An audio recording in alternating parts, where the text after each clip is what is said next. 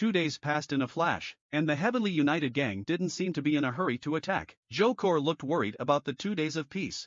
Strange occurrences always mean trouble. Meanwhile, I was on my tablet, learning about various ways to use firearms. The heavy snow had trapped the city, and the lower buildings were already covered in snow. At this rate, even if the heavy snow stops, it would take 2.5 months for the snow to melt. And in this post-apocalyptic world, human hearts are always more frightening than natural disasters. I then took out the firearms I'd obtained from the armory through the pocket dimension. Human hearts may be frightening, but as long as I have enough firepower, I'm not afraid of any number of enemies, and it even has an 8-power scope for observing the situation in the community. Then I took the sniper rifle to the balcony, ready to practice my rusty shooting skills. But at that moment, 2 figures appeared in my 8-power scope. Seeing this, a cold smile appeared on my lips. The Heavenly United Gangs. Bastards finally couldn't help themselves. However, seeing that they were heading towards the community garage, I immediately realized they are probably going for my snowmobile. Unfortunately for them, their efforts are destined to be futile. During the day, I pretended to leave the snowmobile in the garage, but actually, I'd already stored it in the pocket dimension. Just then, Uncle Yu called me to say that the personnel for the defense had been properly arranged, and told me not to take to heart what Sialim had said during the day. She's just a bit talkative. At this, I chuckled. I won't hold grudges against a woman over such things. But Uncle Yu, are you sure you want to raise a child for someone else? I really don't like Sialim, but I don't want to ruin my relationship with you either. Uncle Yu just laughed heartily. In these times, finding a woman is already a good thing. You can't ask for too much. Hearing that, I teased. Uncle Yu, you're a strong and healthy man. You've got plenty of women who would like you. You should make an effort so that Sialim has a child for you too. I wouldn't want you to waste all your effort only to have someone else benefit from it. At these words, Uncle Yu looked awkward. He was well aware that men usually care about their own bloodline, but that's something to think about in the future. After all, it's the end of the world, and we can hardly get enough to eat, let alone have time to have children. As for other people's family matters, it's not my place to comment, especially when I've got my own problems to deal with. On the other side, a group from the Heavenly United Gang stealthily entered the first floor lobby under the cover of darkness. This time it was led by Huang Tianfeng's nephew, Huang Wei, and he brought along 8 people just as they arrived at the stair. A brick flew right towards him. Fortunately, he reacted quickly and dodged it, but then he heard a series of knocking sounds echoing through the stairwell. Enemy attack.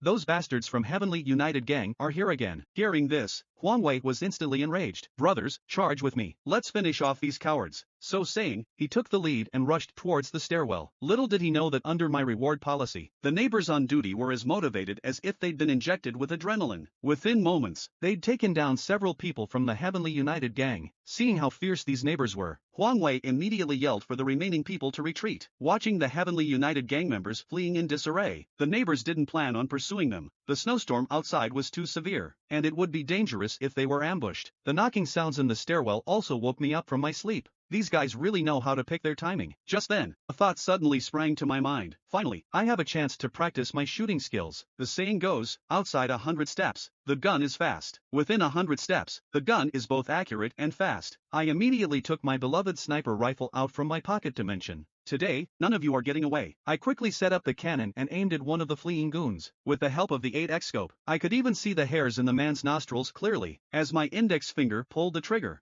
A deafening gunshot shattered the silent night, and the bullet hit the escaping thug squarely. Seeing this, I felt very pleased with myself. Am I really a natural-born marksman? The remaining people from Heavenly United Gang looked horrified as they saw their companion fall in a pool of blood. Holy shit, someone's shooting. Seeing this, they didn't hesitate and started running like their lives depended on it, back towards their own compound. Watching the scene, I couldn't help but smile. Then I set up the sniper rifle again. Just then, a strange sensation filled me, and it felt like the enemy in the scope was moving at a speed 1,000 times slower. As I pulled the trigger again, the fleeing goon got a headshot and went down. Realizing this, it dawned on me. It seems my awakened abilities are not limited to the pocket dimension. Maybe I also have a marksman's talent. To verify this speculation, I fired 5 consecutive shots. Without exception, each goon got a headshot and was killed. Seeing this, a smile appeared at the corner of my mouth. With this marksman's talent, all I need in the future is to find an appropriate sniping point, and that will be enough to deal with these intruders. My extraordinary marksmanship also startled everyone in the building, causing the neighbors to abandon any petty ideas they might have had about me. Their respect and offer me shot through the roof at that moment. The next morning, Shokare made me a bowl of noodles. Then, with a nervous face, she asked, "Was it you who fired the gun last night?" Hearing her question, I smiled. That reckless Heavenly United Gang tried another sneak attack, so I had to send them to heaven. Upon hearing this, Shokare looked at me with eyes full of admiration. Zhang Yi, you're amazing. Originally, Shokare chose to live under my protection just for survival, but now she was completely captivated by my charm. Outwardly, I kept a calm face, but inside I was thrilled. How did I go from being a simp in my past life to becoming a godlike figure in the eyes of beautiful women? It's a complete reversal. Meanwhile, on the other side, members of the Heavenly United Gang looked at the bodies in the snow and fell silent. Their repeated attempts to raid us had yielded nothing, not even a scrap of food. Instead, they'd lost their men, including Huang Tianfang's nephew. Initially, they could use their brute force to bully people, but now they realized I had such a powerful weapon at my disposal. What could they even play against me? Moreover, given their current situation, they would soon starve if they couldn't get any food. Thinking this, Huang Tianfang hardened his heart, ordering his men to bring back the bodies of Huang Wei and the others. This way, they could prolong their survival for a little longer. On the other side, I was patrolling the building and checking on the neighbors on duty. As usual, after last night's events, everyone's attitude towards me had turned into genuine awe. They were very clear that, under my leadership, they could survive longer in this post-apocalyptic world. Then I rode my beloved snowmobile and left the community again.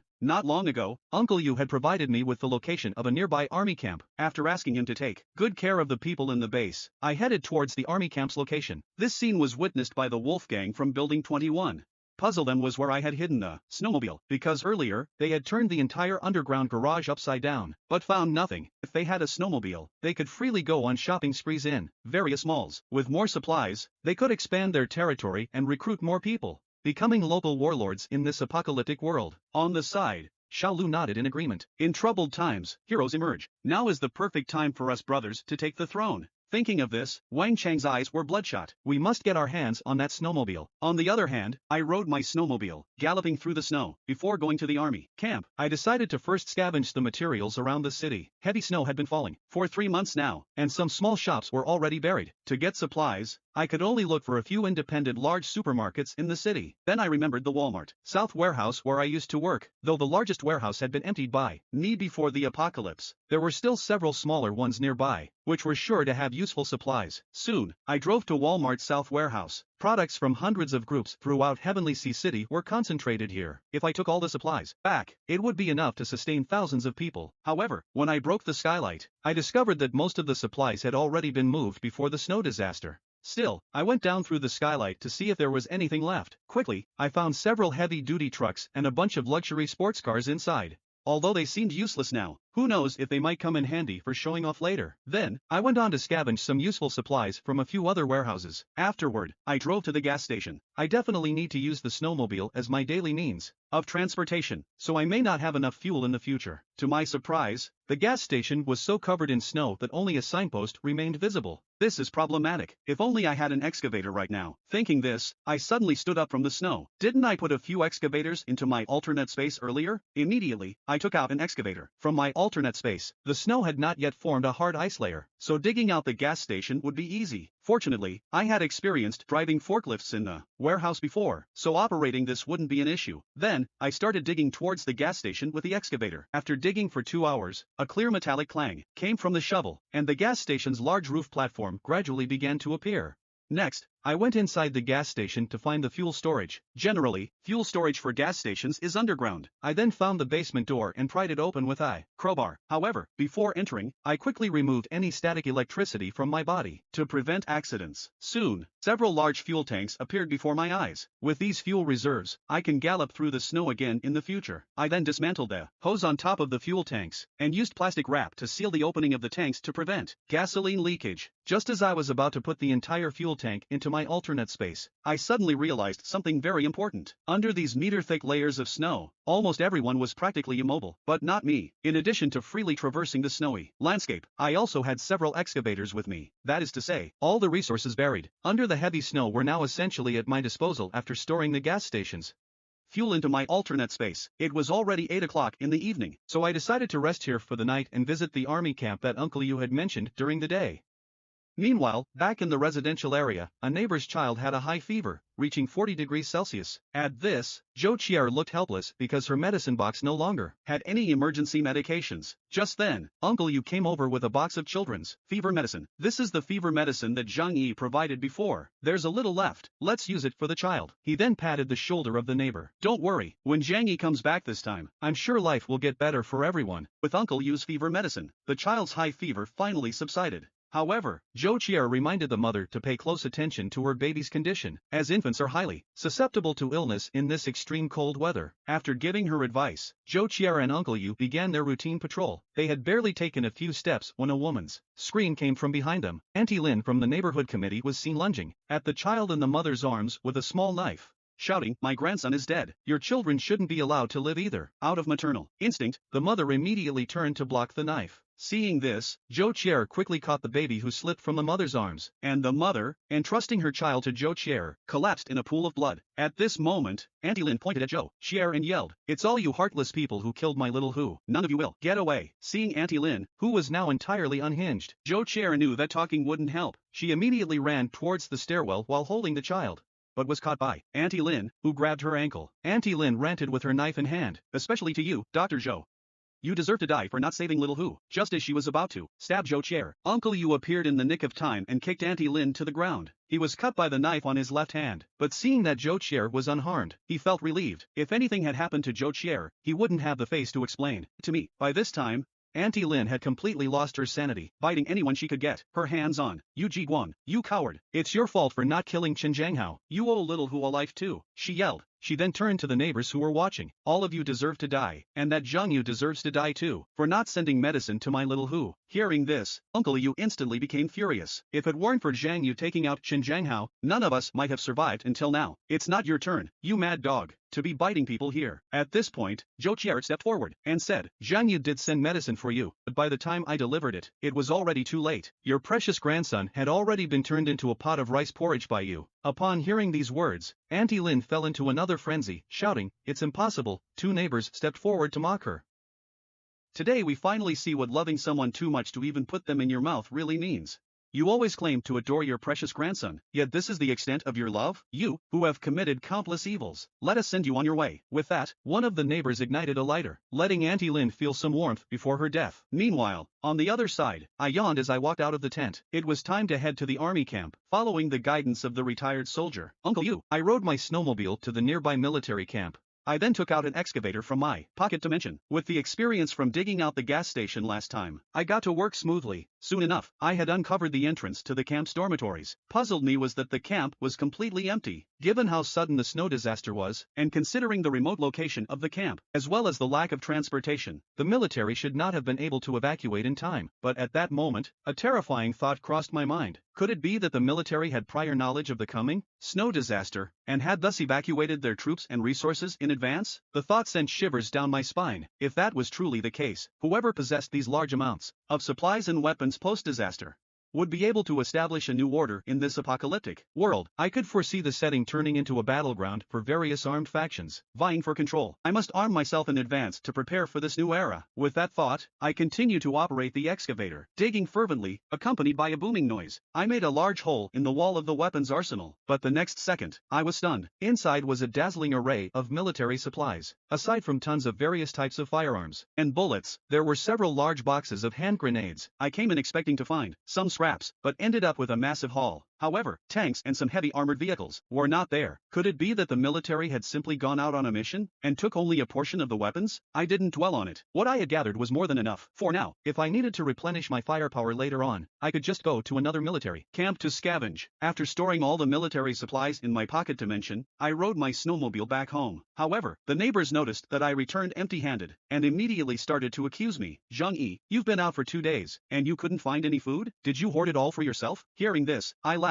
"Am I giving you guys too much face? Just 2 days apart, and you all have grown arrogant. Don't forget who saved you ungrateful folks in the first place, since you like to take advantage of kindness. From now on, we're on our own." You can find your own food. Seeing this, a neighbor hurriedly stepped forward to mediate. Brother Zhang, don't take it to heart. That's not what everyone means. It is really hard to find food out there in the snow. You should go back and rest. Meanwhile, inside building 25, when everyone learned that I hadn't brought back any food, resentment quickly filled the air. In their eyes, they had already worked hard enough defending the building for me. They didn't expect me to also show them an attitude. At that point, a person wearing a little red hat stepped forward with feigned sincerity, saying, Zhang Yi, it must be exhausting to go find food all by yourself. Why don't you take some of us with you next time? After all, there's strength in numbers. He has a small knife hidden behind his back. At that moment, two other neighbors stepped forward to back him up. Zhang Yi, if you need us, we're willing to go through hell and high water for you. Hearing this, I couldn't help but scoff internally. These neighbors with ulterior motives. I knew they were up to no good. Then I reached into my pocket. The next second, I pulled out a gun and shot the guy in the little red hat in the head. Don't think I don't know what you're up to. I don't believe a single word, not even the punctuation. For many of you, it looks like I've been too kind to you all. So much so that you've forgotten how you managed to survive this far.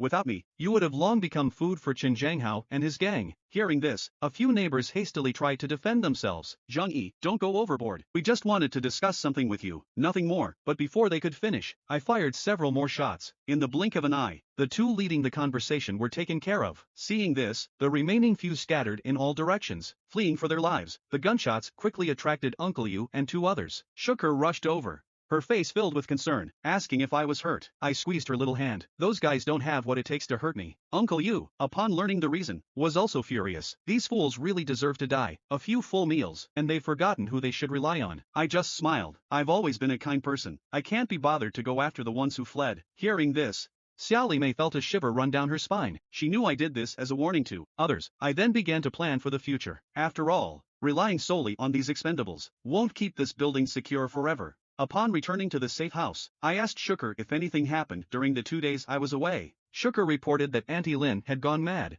because of the death of her grandson and had killed a mom who lived upstairs. However, she was also taken care of by two neighbors. There's also someone from Building 9 named Chen Lingyu who wants to discuss something with you. However, the specific details of the cooperation must be handled by you personally. I was unimpressed. I have supplies and weapons. What could this woman possibly offer to make me want to cooperate with her? Then I asked Shuker about this woman's identity. From her, I learned that Chen Lingyu was the owner of a cosmetics company in Heavenly Sea City before the apocalypse. Now, using her strong methods, she has completely taken control of Building 9. Upon hearing this, I was quite surprised. This Chen Lingyu must have some real skills. A woman managing an entire building. Shuker noticed my interest and asked, why don't you at least find out what she wants to cooperate on? I'm also curious to know how a woman managed to get an entire building to fall in line. Just then, I received 2 friend requests on my phone. In addition to Chen Lingyu, there was also one from my company's previous financial director, Li Jian. What could this guy want? As soon as I accepted the friend requests, Chen Lingyu messaged me right away, asking if we could chat. I got straight to the point. If you have something to say, say it. She replied that typing was inconvenient for her and wanted to have a voice chat instead. I promptly refused. Seeing this, she didn't dare to take things lightly. She initially wanted to use her pre-apocalypse persuasion techniques to win me over. But I gave her no chance. Moreover, since we're in the same residential complex, she's well aware of my capabilities and means. So, she had no choice but to communicate via text. She wrote, Mr. Zhang Yi, I've long heard of your reputation. I know you have a snowmobile and can go out to find supplies.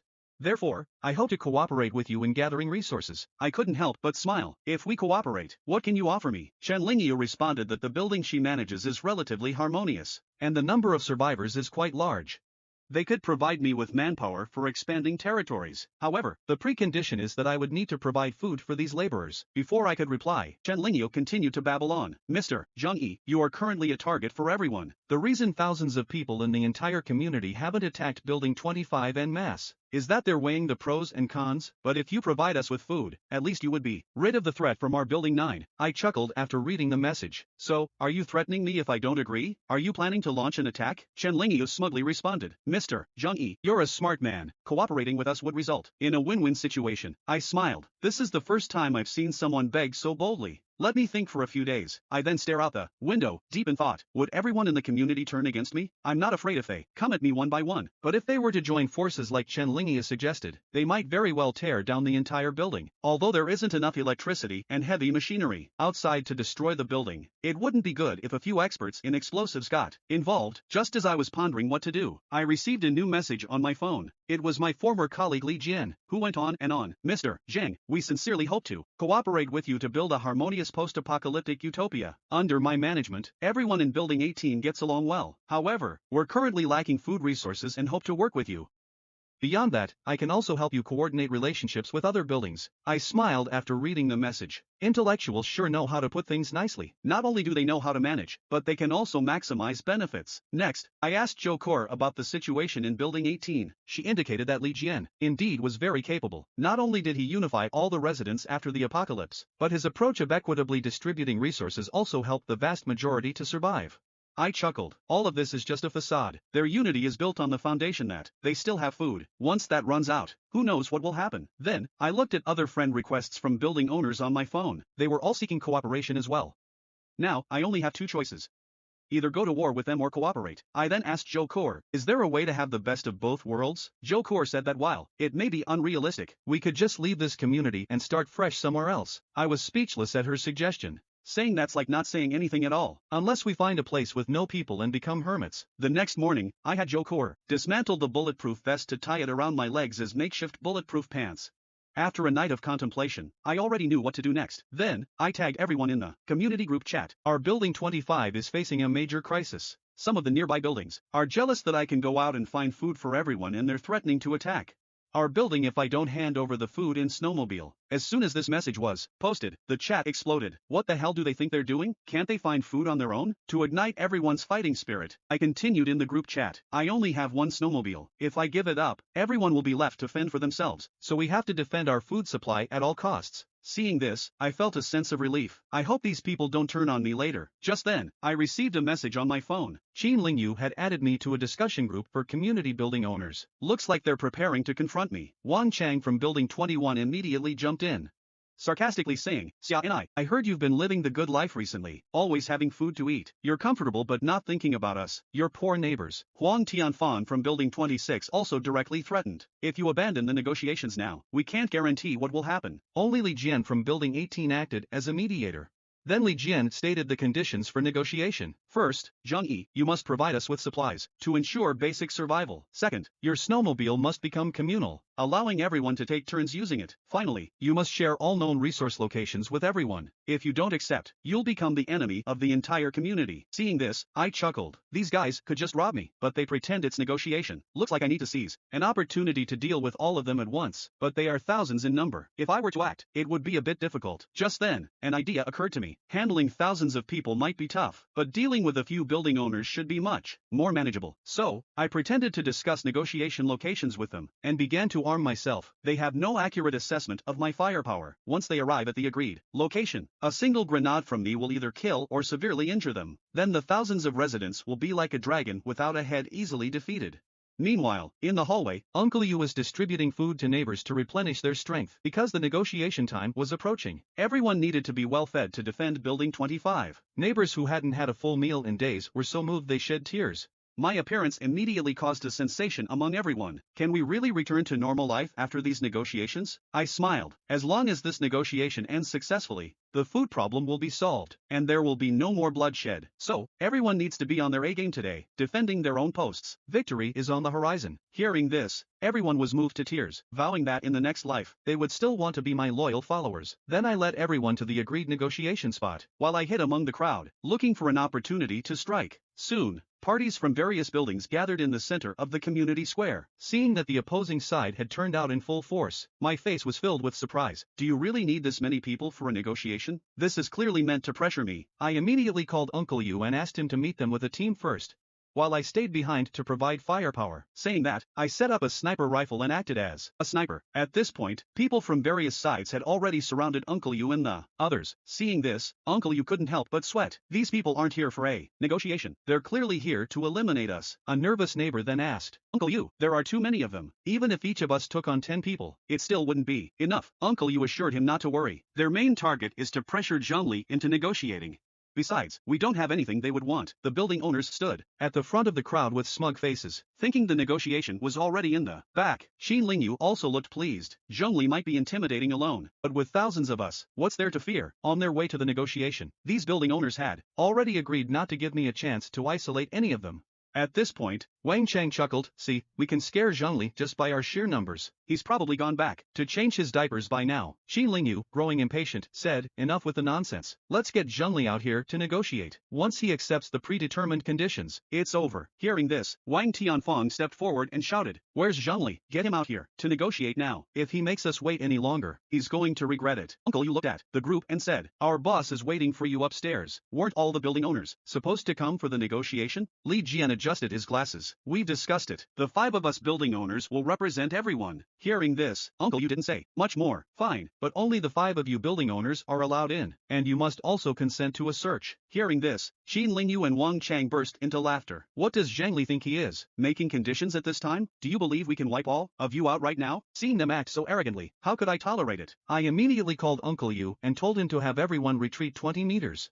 Although he didn't know what I was planning, Uncle Yu still complied and led everyone to move back. Seeing this, Wang Chang threatened, don't play tricks on us. With so few of you, even our saliva could drown you. Soon both parties were separated by more than 20 meters, but Wang Chang and his group didn't care at all. They had overwhelming numbers and never considered that something unexpected could happen. But the unexpected happened the next second. I blew a whistle from behind Uncle Yu. Here's an appetizer for you guys. I then threw a hand grenade toward the position where Wang Chang and his group were. The grenade landed perfectly in the middle of the crowd before anyone could even curse. A deafening explosion erupted in the middle of the crowd. When the smoke cleared, all that remained was a large hole, about 10 meters wide, and several corpses. Uncle Yu then walked forward with a phone, from which my voice was heard. Think you're all that just because you have more people? I have 200 more boxes of grenades like this. After throwing the grenade, everyone was instantly frozen in shock. No one could figure out where I got the grenades from, let alone what other heavy weapons I might have. Wang Chang glared, speaking into the phone to Zhang Li. Zhang Li, we came here to negotiate. What you're doing is completely unacceptable. Zhang Li scoffed. Do you really need to bring over 1,000 people for a negotiation? Is this your sincerity? Zhang Li glanced at his watch.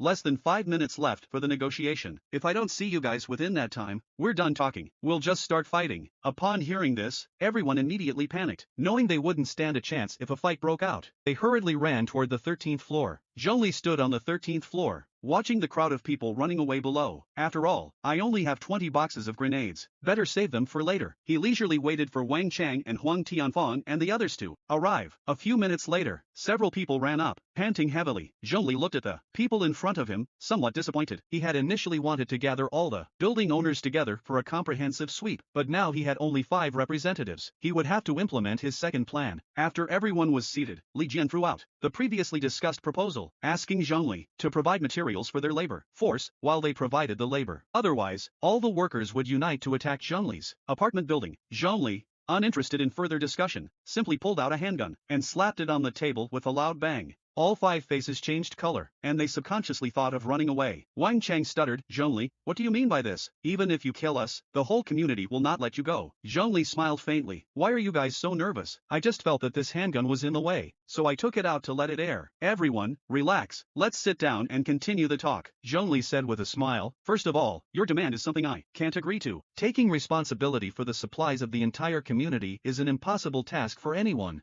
Most importantly, if you've been able to control the residents of a building in these hard times, you're clearly smart people. As far as I know, you're not so charitable as to go hungry yourselves while caring about your neighbors, are you? Zhang Li slapped the table. Here are my terms for cooperation. If you don't accept them, then we go to war. He raised an eyebrow and continued, I can provide you with food, but here's the catch, only enough for 10 people per building. Who gets this food and who divides it is up to you and should be settled within your own building. Then Zhang Li made a helpless gesture. Supplying food for around 300 people daily is already the maximum I can manage.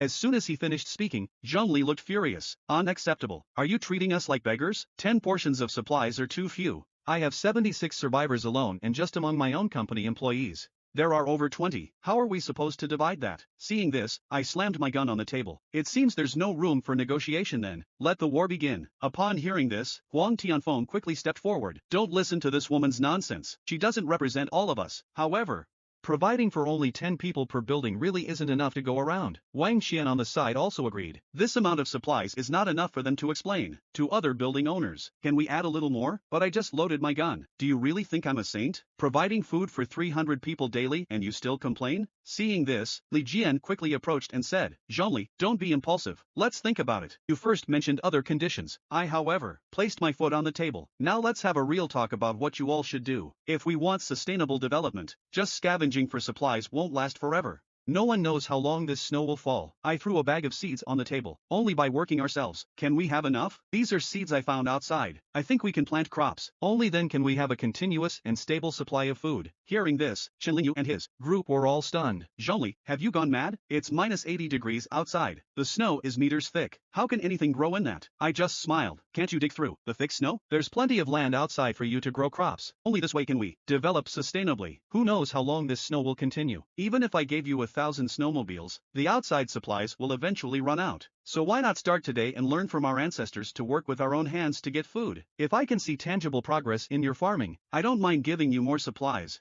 including tobacco, clothes, and medical supplies. Upon hearing this, both Wang Chang and Huang Tianfang were delighted. Brother Zhongli, can you get cigarettes too? You should know these two are heavy smokers. They haven't smoked since the snow disaster began. They are almost suffocating now. I just smiled, pulling out a freshly opened pack of cigarettes from my pocket. Want to try one? Seeing this, the two lit up immediately. Both had expressions of pure enjoyment on their faces. They both said as long as they are provided with cigarettes daily, they'd agree to any conditions. Seeing this, Li Jian on the side wanted to remind them of the main issue, but I interrupted him. No problem. I can provide a pack for both of you every day. Then, I happily reached an agreement with Wang Chang and Huang Tianfang. Seeing the scene, Li Jian and his companions could only sigh in exasperation. These two fools were bought off so easily.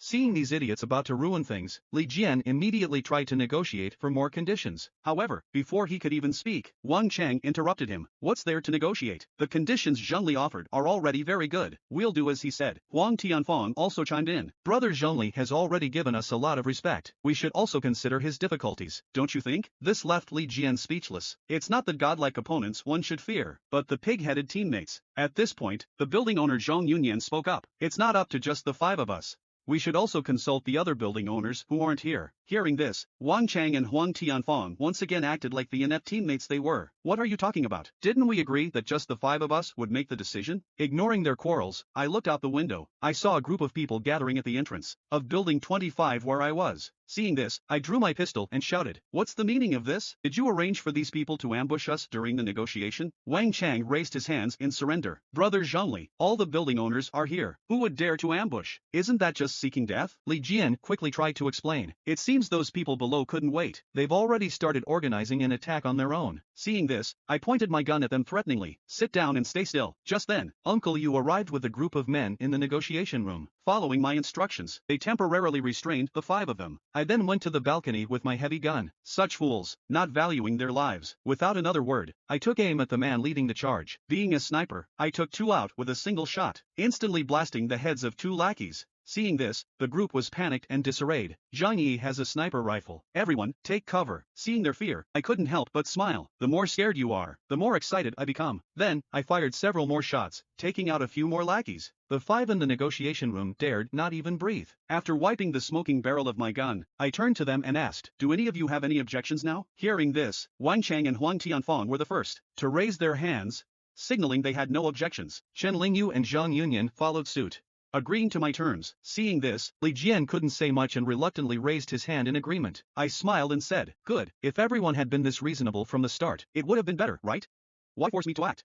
Peace is more profitable." With that, I patted Li Jian on the shoulder. "Go back and do as I told you. No tricks." With the negotiations concluded amicably, Li Jian and the others left building 25. Just as my neighbors were concerned about my well-being, I approached them with a smile, saying, "Don't worry, everything has been settled." Hearing this, they began to flatter me. These idiots, they deserve a few bullets from a sniper rifle to show them your prowess. I then explained the details of the negotiations to everyone. Upon hearing the terms, my neighbors looked concerned. Why should we provide so much food to these people every day? We barely have enough for ourselves. I simply smiled and responded, "If we didn't agree to these terms, do you think you could fight 100 of their thousands?" I continued, speaking with righteous indignation. "You all don't need to worry too much. I swear, as long as I, Zhang Yi, am alive, I won't let any of you starve. So please, trust me." Hearing these words, everyone was deeply moved, shedding tears. In this post-apocalyptic world, where food is scarce and warmth is hard to find, having such a leader is a true blessing. They all vowed to follow me to the very end. But Uncle Yu looked puzzled on the side. After all, it's the end of the world. Nobody would choose to play the saint, right? I just smiled and said, "Don't overthink it, Uncle Yu. Cooperating with them is just a temporary measure." I then laid out my original plan to Uncle Yu in detail. My initial idea was to lure all their leaders over and then eliminate them all at once. Without their leaders, the other buildings would be leaderless, making them easy to conquer. But who would have thought they'd only send 5 representatives? So, we have to play the long game now. While I promise to provide food for 300 of their people daily, this will inevitably lead to unequal food distribution among them. Once internal conflicts arise, they'll turn on each other. At that point, we can simply sit back and reap the benefits. Hearing this, Uncle Yu had a moment of realization. It's always you, Zhang Yi, thinking steps ahead. If it were me, I would have probably gone head to head with them already. I gazed out of the window at the fallen bodies inside. Right now, I'm just using the ample resources in my hands to wear down these adversaries. We don't know what the outside world is like now, but there will certainly be other, more threatening groups. If we want to truly establish ourselves in this post-apocalyptic world, we need ample firepower and a strong fortress. Hearing this, Uncle Yu seemed deep in thought. You're right, Zhang Yi, it's only the beginning of the end. Who knows what challenges lie ahead? At this moment, Uncle Yu, who was standing beside me, chuckled and said, "You're asking them to plant corn in this cold weather. Zhang Yi, are you messing with them?" I just smiled and said, "All I'm doing is depleting their energy. Most people nowadays are starving and can hardly get enough food. Even if they wanted to resist in the future, they wouldn't have the strength to do so." I then looked seriously at Uncle Yu and said, "No third person should know about our conversation today. We will proceed as planned. Not only do we need to be wary of outsiders, but we also have to guard against insiders betraying us in this building." Hearing this, Uncle Yu nodded and responded, "Don't worry, Zhang Yi, I'll do whatever you say. After all, my family and I rely on you." Then I went back to my safe house. At the moment, Zhou was doing yoga in the bedroom. Seeing me, her face lit up with joy and she asked, "Is everything okay? How did the negotiations go today?" Without a word, I picked her up and said, "It's nothing serious, just used a few bullets and a grenade and they conceded." I continued, "The outside might be a bit unsafe for a while, so just stay home. Give it some time and these annoying folks will be gone for good." Hearing this, Zhou took on a damsel-like demeanor and said, "You need to be careful too, okay?